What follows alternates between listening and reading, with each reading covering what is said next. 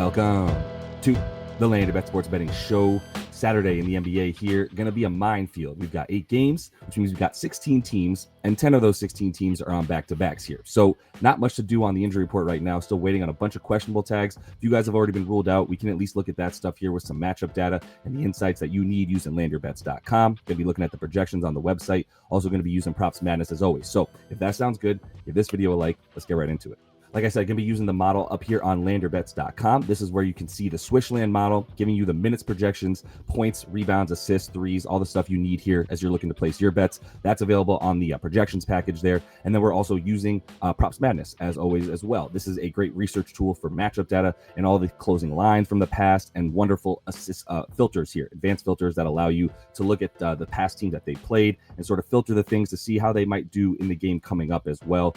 Looking at games like this Detroit game. But use code LYB if you do want to get into this platform. It gets you 25% off your first month using it. But let's just go down the line here. I'm going to be starting with Props Madness to look at what we've got. I don't have much for the card today because, like I said, it is somewhat of a minefield. In this Celtics and Wolves game, we still have Jaylen Brown questionable. Just really can't bet on much for the Celtics without knowing what's going to happen to him. Don't love the matchup for them anyway, to be honest. I do think if Jaylen Brown was playing and Derek White has these numbers of like 27.5 PRA, I think I'm going under on that. Even just the points at 18.5, if we take that number.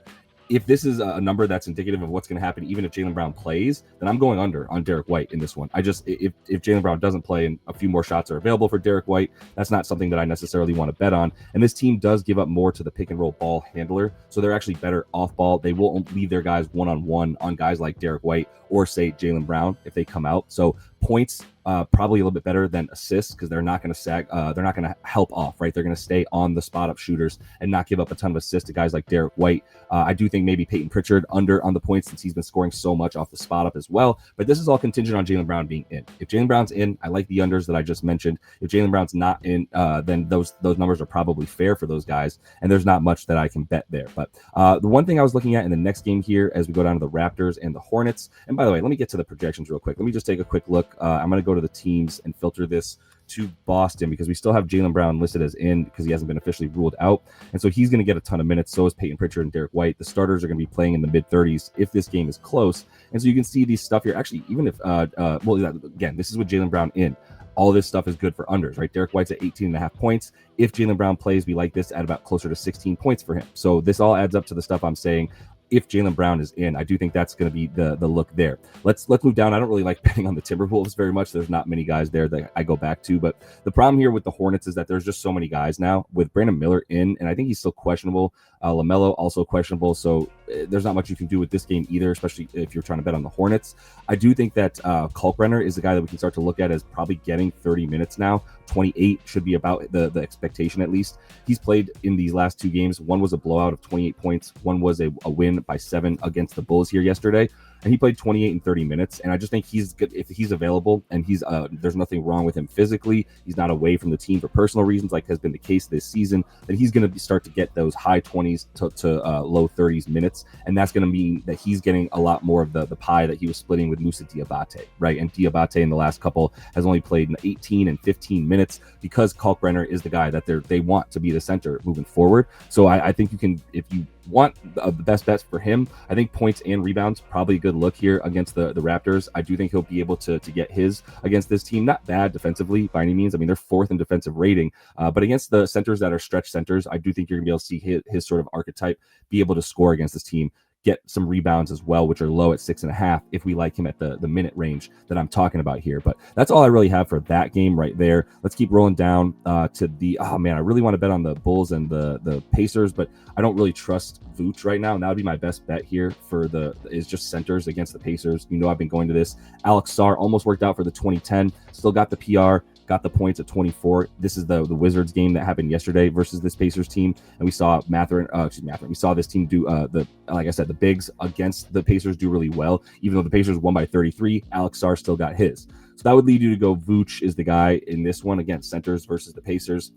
And look, sometimes you just have to take above what the guy normally gets because you're getting a bump in the prop line because everyone knows the Pacers are so bad, especially against centers.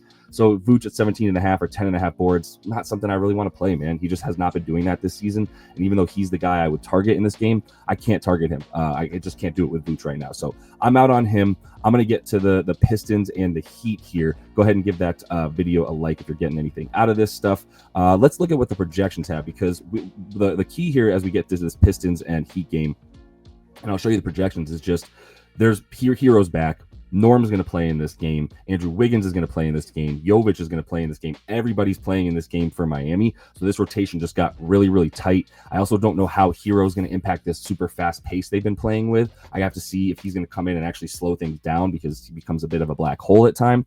So I'm actually looking for unders for this Heat team, because I'm going, well, then if it's a little bit too crowded, who's the guy I like to go under? I do think it's going to be Andrew Wiggins on the PRA here, 22.5. I still think that's a good under. This might drop to 21.5. As you can see, the under is actually losing some steam here. It's gaining some steam as people are betting it, I should say. But let's look at the Miami stuff here. Let's see how we have these minutes sort of split out. It's going to be tough to delineate this and sort of delegate the minutes correctly, but Davion, 31.5 minutes. I think that makes sense. He has actually been playing big minutes since everybody got back, right? In the last 2-3 games, he's actually been playing 30 plus minutes in all those games. I don't think he's losing minutes because he's a point guard, but I do think Andrew Wiggins, I think 31 is probably a little bit high, even though I think that's around where he'll be. I don't think he'll get much more than that. So that's like the top of it for me. This, even in that amount of time, we got him at about 21 or so, 21.5 PRA. So you could say that that's still a good number, but I just think he's the guy in this matchup that, keep in mind, the model here is not taking into consideration matchup. And Detroit is going to be a terrible matchup for a guy like Wiggins, looking at guys like Osar on him.